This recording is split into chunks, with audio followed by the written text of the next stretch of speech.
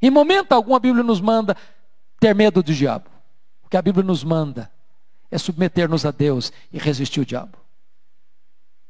Mas você não conseguirá resisti-lo se você não estiver cheio do Espírito Santo. Vida com Deus, vida de oração, vida de jejum e com a palavra de Deus na sua mente, no seu coração e nos seus lábios. Segundo, diz o texto que os anjos vieram confortá-lo. Note você que o diabo está propondo para Jesus satisfazer suas necessidades, transformar pedras em pães, alimentar-se, coisa absolutamente legítima, natural. Depois de 40 dias alguém precisa de comida mesmo. É de pão mesmo. Mas pão fora da vontade de Deus não traz conforto. Atender suas necessidades fora da vontade de Deus só traz tragédia para a sua alma. Mas quando você resolve na crise obedecer a Deus, Deus envia os seus anjos para confortar você, para sustentar você, para fortalecer você. Foi Jesus levado pelo Espírito ao deserto para ser tentado pelo diabo. E depois de jejuar 40 dias e 40 noites, teve fome. Então o tentador, aproximando-se, lhe disse: se és filho de Deus, manda que estas pedras se transformem em pães. Jesus, porém, respondeu: está escrito, não só de pão viverá o homem, mas de toda a palavra que procede da boca de Deus. Então o diabo levou-o à cidade santa, colocou-o sobre o pináculo do templo e lhe disse: se és filho de Deus, atira-te abaixo, porque está escrito, aos seus anjos dará ordens a teu respeito que te guardem, e eles te sustentarão nas suas mãos para não tropeçares em alguma pedra. Respondeu-lhe Jesus: também está escrito, não tentarás o Senhor teu Deus.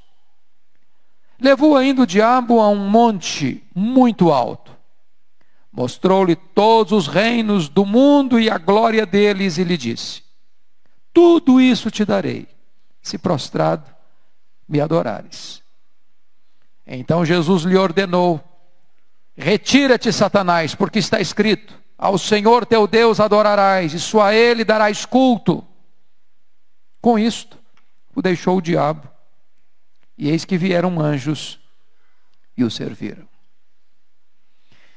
Irmãos queridos, esse texto, este episódio da tentação de Jesus está registrado por todos os 3 evangelistas sinóticos: Mateus, Marcos e Lucas. É interessante que nenhum dos 3 evangelistas diz que Jesus estava orando. Não é essa informação, nem em Mateus, nem em Marcos, nem em Lucas. Todos eles, entretanto, dizem que Jesus estava jejuando. Nós pressupomos, e com bastante probabilidade, que ele estava orando também. Mas não é essa informação direta no texto. Curiosamente, Marcos e Lucas nos traz uma informação distinta de Mateus, que nos ajuda a entender o texto. Porque Mateus nos informa que depois de jejuar 40 dias e 40 noites, teve fome. Então o tentador se aproximou. Mas Marcos e Lucas nos informam que Jesus não foi tentado depois dos 40 dias de jejum, mas que Jesus foi tentado durante os 40 dias de jejum. Não apenas depois deles.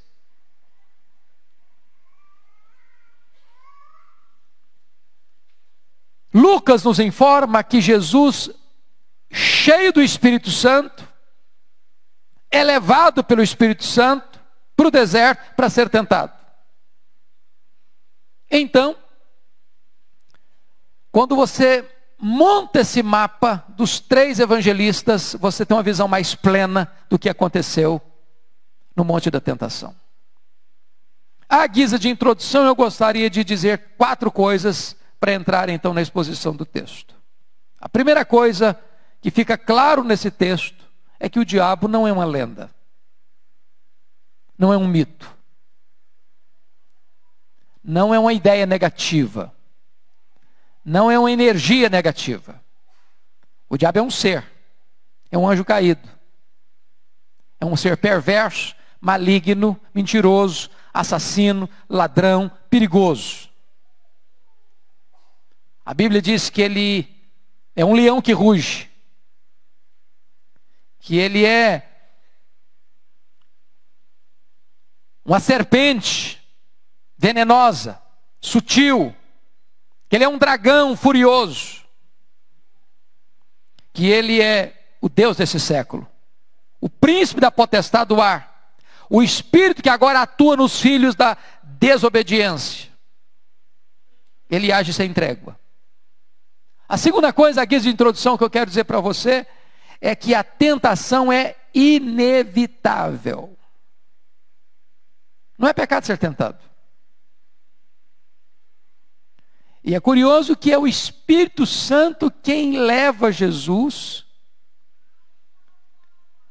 na linguagem de Marcos, quem empurra Jesus para o monte da tentação.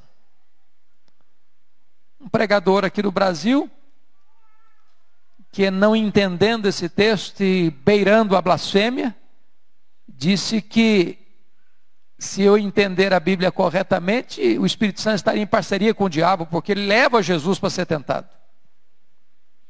Isso é uma blasfêmia.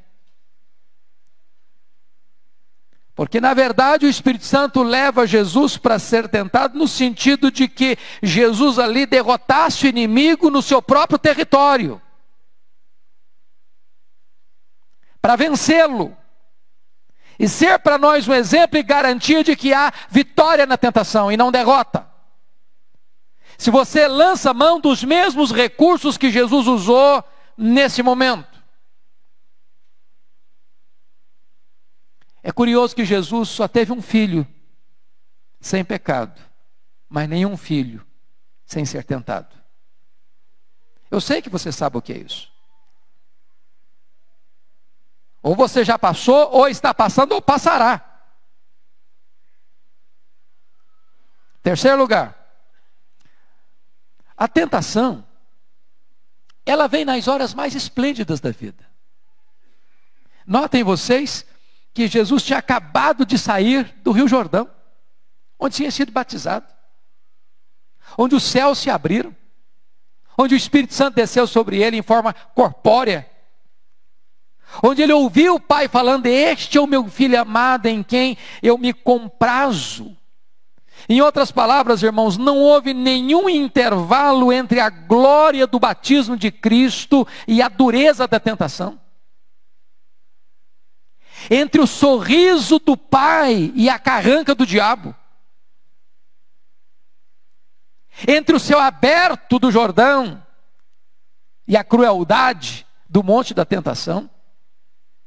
Entre a água do batismo e o fogo da prova. Mas você fica a perceber que a tentação de Jesus aqui não foi um acidente, foi uma agenda. Para que ele derrotasse o inimigo no seu campo, porque se o primeiro Adão caiu num jardim, o segundo Adão vence o inimigo num deserto. E a quarta verdade, a guisa de introdução, é que o mesmo Jesus que venceu o diabo nos assiste quando nós somos tentados. Essa é a sua esperança, a minha esperança. Ele é o nosso grande sumo sacerdote. Ele foi tentado em todas as coisas, semelhante a nós, e ele venceu, e ele está do nosso lado, e com ele do nosso lado, nós também venceremos. Então, eu queria que você olhasse comigo as lições desse texto. Primeira lição, vamos ver quais foram as estratégias que o diabo usou para tentar Jesus.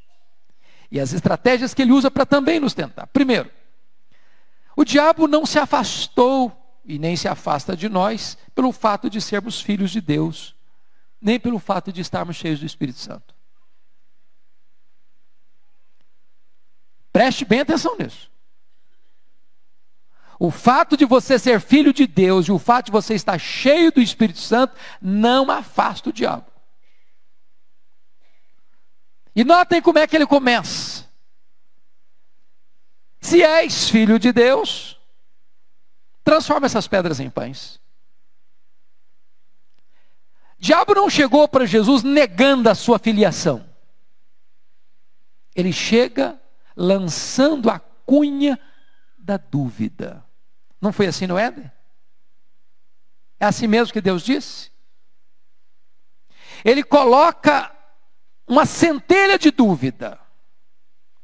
Mas notem que o diabo está pondo em dúvida a verdade do batismo. Qual foi a grande verdade do batismo? O céu se abriu, o Espírito Santo desceu e o Pai falou: este é o meu filho, em quem eu tenho o meu prazer. Agora o diabo vem e coloca em dúvida essa verdade dita pelo próprio Deus. O diabo é astuto. Ele tenta colocar no seu coração, na sua mente, na sua vida, que aquilo que Deus está dizendo a seu respeito não é bem assim. Será que é assim mesmo?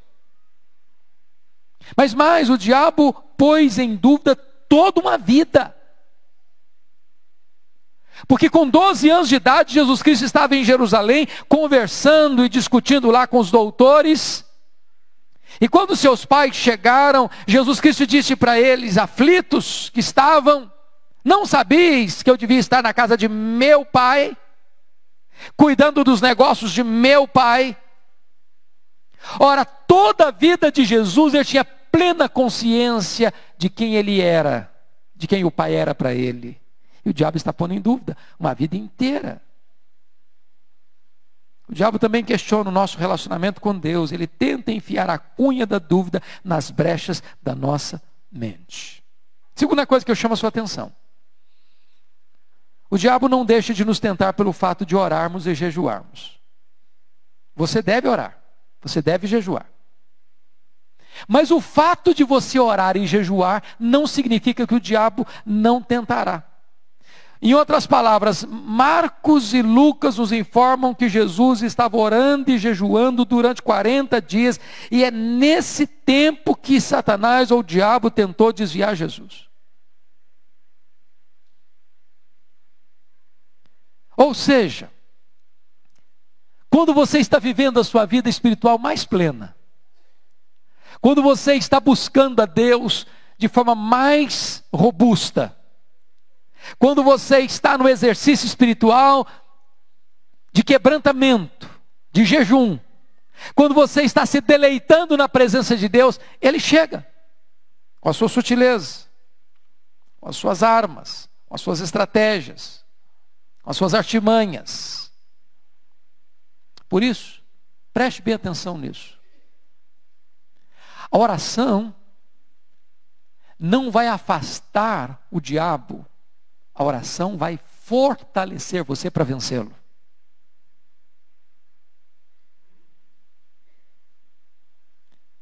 Foi isso que Jesus Cristo disse para Pedro: vigiai e orai, para que você não caia em tentação. Vigiai e orai, para não cair em tentação.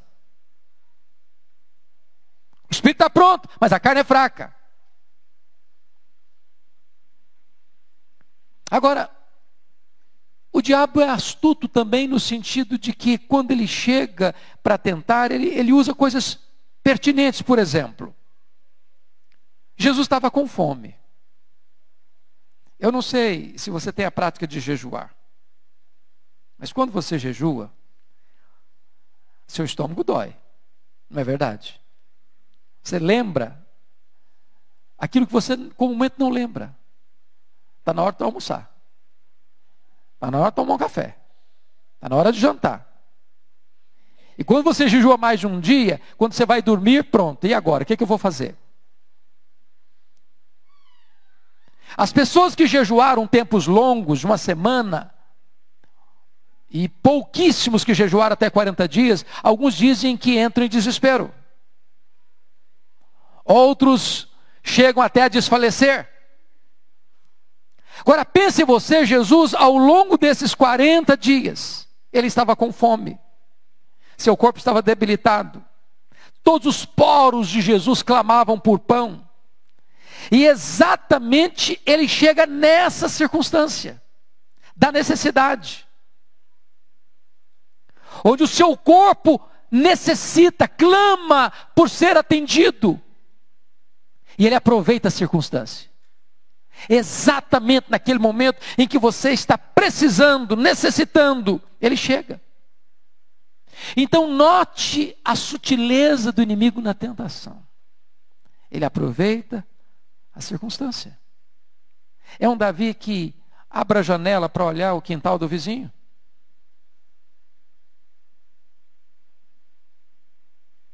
É uma Eva que está perto da árvore proibida. É um Pedro que está seguindo Jesus de longe. Ele aproveita essa situação circunstancial. Segundo, o diabo nos tenta no nosso ponto forte e no nosso ponto fraco. Qual era o ponto forte, poderíamos dizer aqui, de Jesus? A consciência da filiação. Ele sabia quem ele era, o Filho de Deus. Ele acabara de ouvir do Pai: tu és o meu filho. Se é que eu posso falar de um ponto fraco, não é ponto fraco no sentido moral, mas ponto fraco no sentido de que Jesus era homem igual você e eu, perfeitamente homem, e ele estava 40 dias jejuando e consequentemente ele estava com fome. E é nessa brecha que o diabo entra e diz: se és filho de Deus, transforma essas pedras em pães. Em outras palavras, o diabo conhece exatamente quais são os seus pontos fracos e ele conhece quais são os seus pontos fortes. E você não é mais forte nos pontos fortes e nem menos fraco nos pontos fracos. Qual era o ponto forte de Pedro? Autoconfiança. Era que todos te deixem e eu jamais. Onde ele caiu? Na autoconfiança. O que o apóstolo Paulo diz? Quando eu sou fraco, aí é que eu sou forte. Quando eu reconheço que eu preciso de ajuda, que eu não tenho autossuficiência, que eu não consigo lidar com a tentação sozinho, fiado nas minhas forças ou nas minhas armas, então eu fraquejo. Se eu confiar em mim mesmo. Terceiro, o diabo questiona a bondade de Deus. Se és filho de Deus, transforma estas pedras em pães. Em outras palavras, a sutileza do diabo é a seguinte: você é filho de Deus mesmo? Ah, mas não combina o que você está passando, não. Como assim? Você não é filho do rei? Você não é herdeiro de Deus? Passando por um perrengue desse, por uma situação difícil dessa, doente, desempregado. O que é isso? Será que Deus ama você mesmo? Por que você está nesse deserto? Por que você está com fome? Você está sozinho? Você está cercado de feras? Que bondade é essa? Que amor é esse? Que cuidado é esse? Que pai é esse?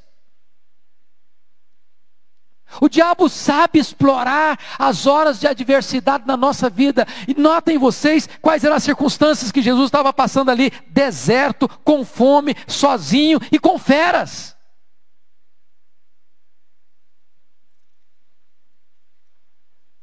Agora notem, irmãos, o que o diabo sugere para Jesus?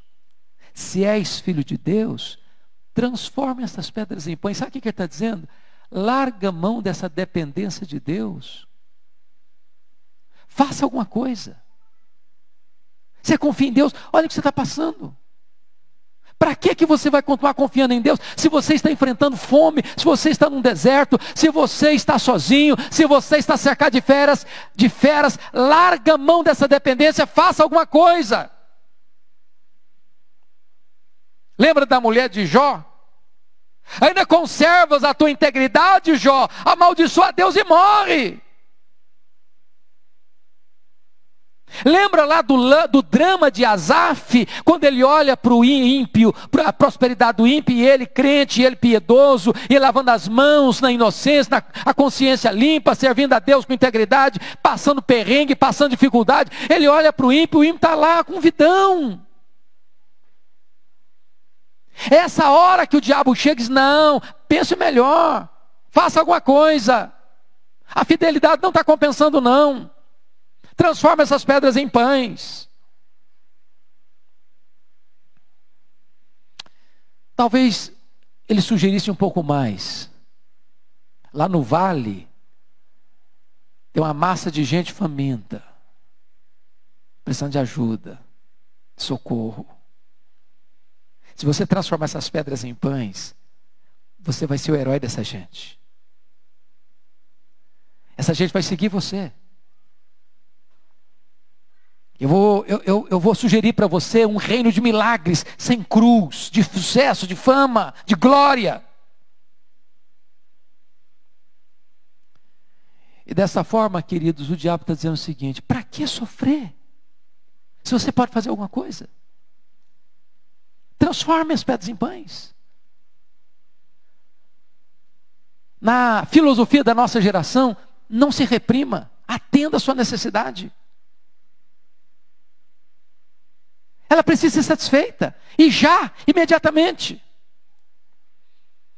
E diz a Escritura, que diante dessas sutilezas todas, Jesus Cristo disse: está escrito, não só de pão viverá o homem, mas de toda a palavra que procede da boca de Deus. Irmãos amados, nós precisamos entender isso, que nas horas de aperto, nas horas de agrura, nas horas de vale, nas horas de dor, nas horas de aflição, nas horas de carência, o diabo vai chegar com as suas propostas sutis, mas nós continuamos a depender de Deus mesmo na crise. Mas diz a Bíblia que agora, percebendo o diabo que Jesus está citando a Bíblia, ele pega a Bíblia também. Leva Jesus lá para o pináculo do templo, ponto mais alto. E aí ele começa a citar a Bíblia para Jesus. Também está escrito.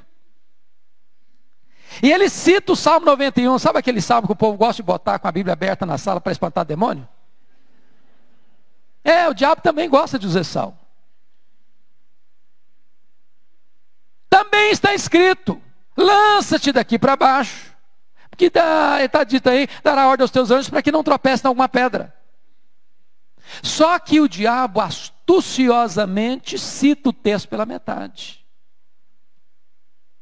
Ele tira do texto parte do texto.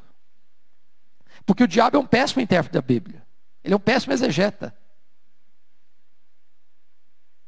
Quando o diabo pega a palavra de Deus não é a palavra de Deus na boca do diabo, é a palavra do diabo. É por isso que surgem as seitas, as heresias. Porque pessoas com a Bíblia na mão, orientadas pelo diabo, enganam as pessoas e levam as pessoas para o erro. Porque o texto está dizendo o seguinte: porque dará ordem aos seus anjos para que te guardem em todos os teus caminhos. Em todos os teus caminhos ele tirou. Sabe o que significa isso?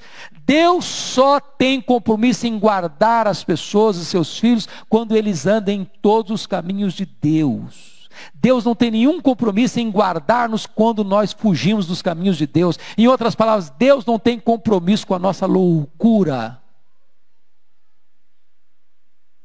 Deus não tem compromisso de guardar-nos quando nós, em vez de confiarmos nele, nós nos enchemos de presunção. Porque jogar lá de cima para baixo, isso não é fé, isso é presunção.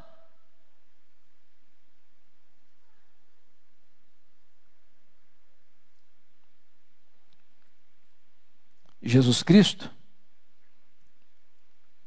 foi exatamente taxativo, repreendendo mais uma vez o diabo. Porque sabe qual é a proposta aqui do diabo, irmãos? É pecar confiado na graça. Não tem problema não. Pode fazer. Não vai ter problema.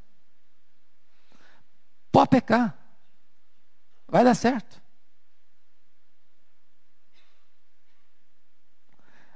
Deus é misericordioso. Ele vai te proteger. E pecar, e desobedecer, e transgredir, lançando mão da graça de Deus, é tentar a Deus. É querer fazer Deus parceiro do nosso erro. É querer trazer Deus para dentro da nossa desobediência. E Jesus Cristo foi firme: não tentarás o Senhor teu Deus. Aí diz a Bíblia que então Satanás o leva agora para uma tentação mais ambiciosa. Diz Mateus que para um alto monte, de onde se visualizava todos os reinos do mundo. E Lucas nos informa que o diabo disse para Jesus: olha, tudo isso aí me foi dado, isso aí tudo é meu, está tudo sob minha responsabilidade, eu que comando esse negócio todo aqui. Se prostrado me adorares, te darei tudo isso. Notem uma coisa, irmãos, o diabo é um estelionatário. Ele nunca foi dono de nada, ele não é dono de nada e não vai ser dono de nada. Aliás, ele não manda nem no inferno. Quem manda no inferno é Jesus. Quem tem as chaves da morte do inferno é Jesus. Ele promete mundos e fundos, mas ele não é dono de nada. Ele é mentiroso, ele é enganador. Os reinos não são dele coisíssima nenhuma. O que é dele é o império das trevas, do mal. Mas ele promete o que não tem. Promete vida e dá morte, promete liberdade e escraviza, promete felicidade e paga com desgosto. E Jesus Cristo foi peremptório e decisivo. Só o Senhor teu Deus adorarás, só a Ele darás culto. Retira-te, Satanás. E diz Mateus, aliás diz Lucas, que ele saiu até momento oportuno. Sabe o que significa isso? Preste bem atenção nisso. Você nunca é tão vulnerável como quando depois de uma grande vitória.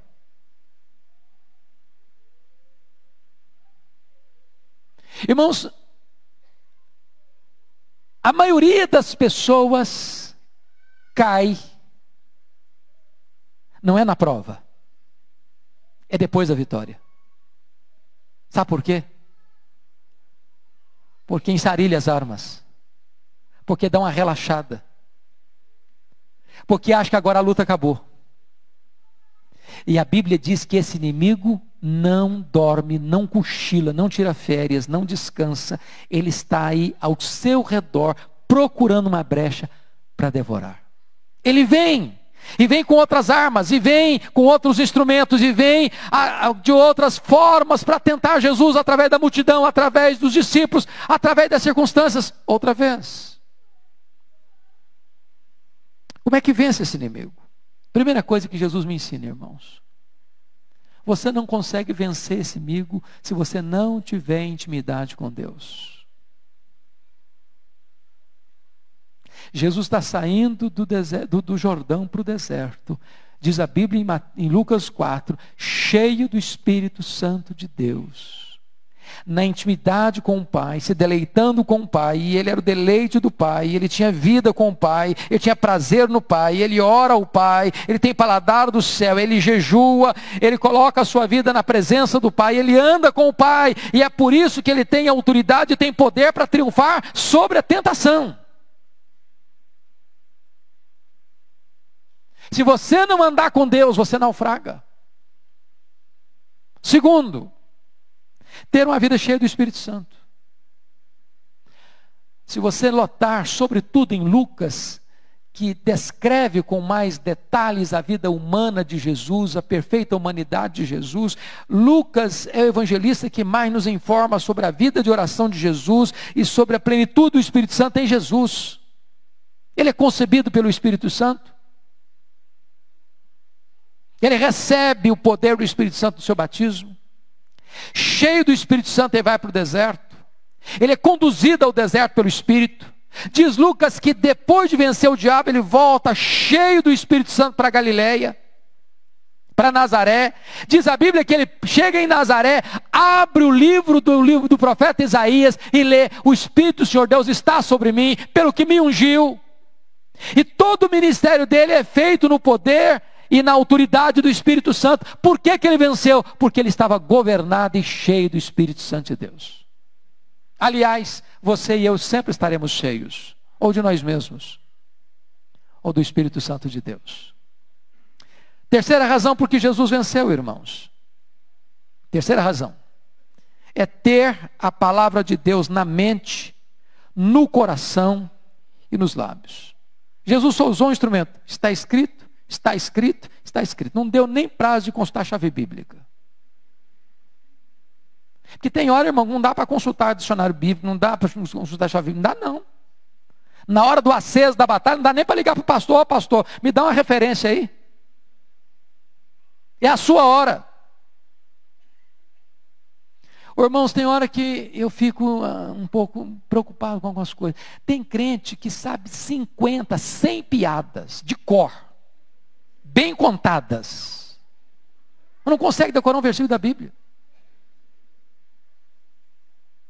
Tem crente que é expert em partilhar nas redes sociais as piadas mais engraçadas ou as mais inconvenientes. Mas não consegue compartilhar um versículo da Bíblia. Deixa eu dizer uma coisa para você, filho. Comece a memorizar a Bíblia. Porque tem hora que você precisa ter a Bíblia no seu coração, na sua mente e nos seus lábios.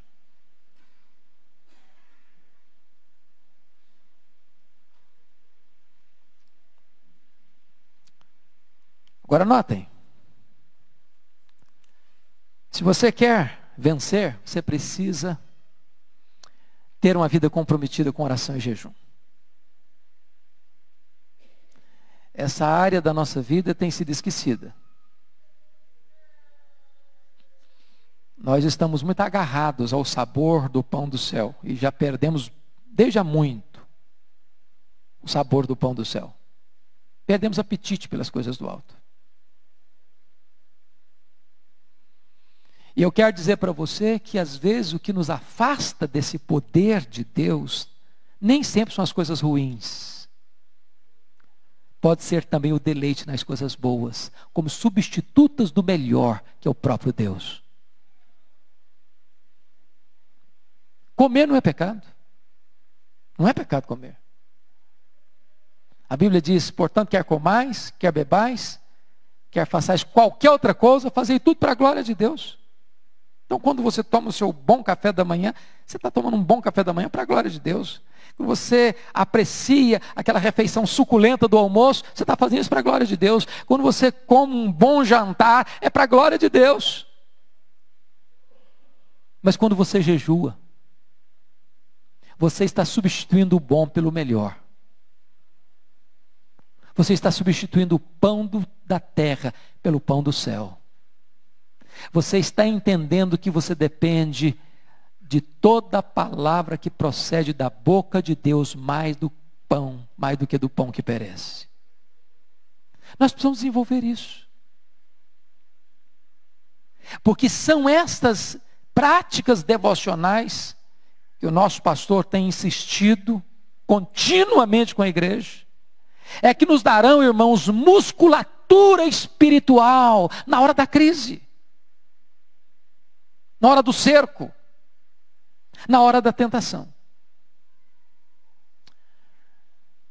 E a vitória vem em 3 aspectos que eu brevemente abordarei. O diabo precisou bater em retirada. Aliás, a Bíblia em momento nenhum nos manda, primeiro, fugir do diabo. Segundo, em momento algum a Bíblia nos manda ter medo do diabo. O que a Bíblia nos manda é submeter-nos a Deus e resistir o diabo. Mas você não conseguirá resisti-lo se você não estiver cheio do Espírito Santo. Vida com Deus, vida de oração, vida de jejum e com a palavra de Deus na sua mente, no seu coração e nos seus lábios. Segundo, diz o texto que os anjos vieram confortá-lo. Note você que o diabo está propondo para Jesus satisfazer suas necessidades, transformar pedras em pães, alimentar-se, coisa absolutamente legítima, natural. Depois de 40 dias, alguém precisa de comida mesmo. É de pão mesmo. Mas pão fora da vontade de Deus não traz conforto. Atender suas necessidades fora da vontade de Deus só traz tragédia para a sua alma. Mas quando você resolve na crise obedecer a Deus, Deus envia os seus anjos para confortar você, para sustentar você, para fortalecer você. Último lugar, diz a Bíblia que então Jesus foi conduzido pelo Espírito a iniciar o seu ministério. Ele retorna cheio do Espírito Santo para Nazaré. E então ele abre a Bíblia e diz: o Espírito do Senhor Deus está sobre mim. Quando você triunfa nessa luta espiritual, você começa a sua vida e você continua a sua vida na dependência do Espírito, vivendo cheio do Espírito Santo e sendo uma bênção na sua jornada.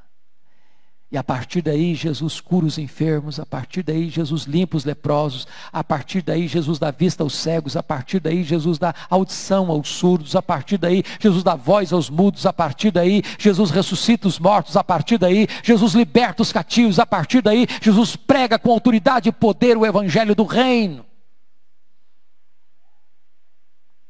E hoje Deus quer capacitar você e a mim. E eu queria concluir convidando você a ficar em pé. E abrir a sua Bíblia comigo em Hebreus, capítulo 2. E nós vamos ler a uma só voz o que está escrito aí. Hebreus, capítulo 2.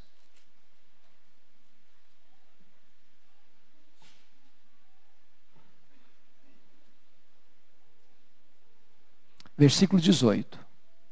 Toda a igreja, por favor, abra Hebreus 2,18. E nós vamos ler a uma só voz, com voz bem firme, bem audível. Toda a igreja, por favor, 2,18. Vamos juntos? Pois naquilo que ele mesmo sofreu, sendo sido tentado, é poderoso para socorrer os que são tentados. Vamos ler de novo? Pois naquilo que ele mesmo sofreu, tendo sido tentado, é poderoso para socorrer os que são tentados. Há esperança para você, irmão. Há esperança para mim, há esperança para nós. O nosso Senhor venceu. E Ele pode nos socorrer. E Ele é poderoso para nos socorrer. Feche os seus olhos, por favor. Curva sua fronte. Fale com Deus.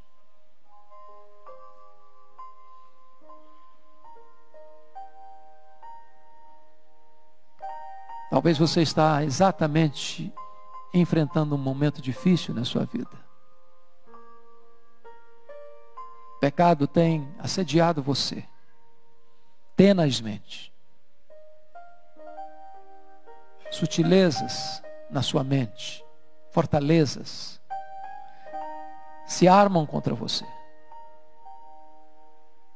Talvez na área da vaidade, da ganância, do poder, do sexo, do orgulho, da vaidade, da soberba.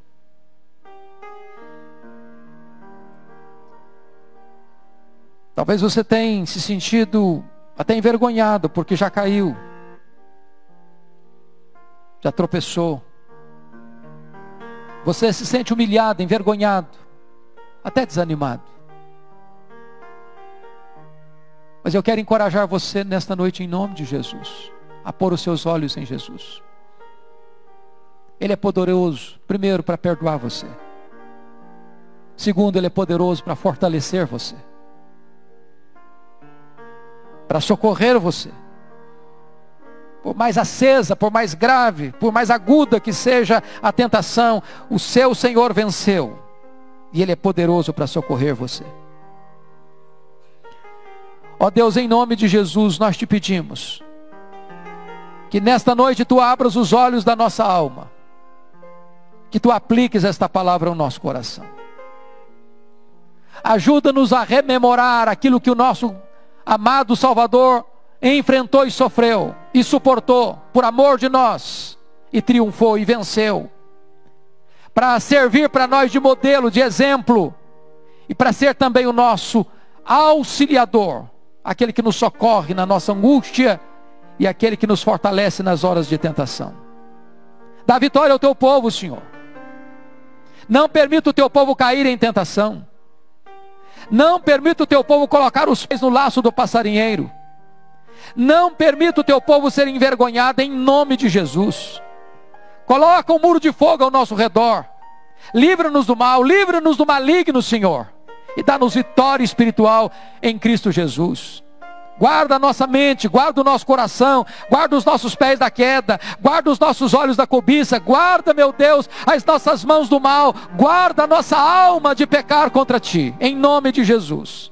Santifica a nossa casa, santifica a nossa família, santifica a nossa igreja, em nome de Jesus. E permita, Deus, que nós avancemos contra as fortalezas do inferno, avançando contra as portas do inferno, e sendo este um ano de vitória, um ano de conquista para o Teu reino, um ano de salvação de vidas, um ano de libertação dos cativos, um ano de vitória nas lutas espirituais. Glória ao Teu nome, porque servimos ao vencedor, Jesus Cristo nosso Senhor. É em nome dEle que nós oramos. Amém. Assentem-se, por favor.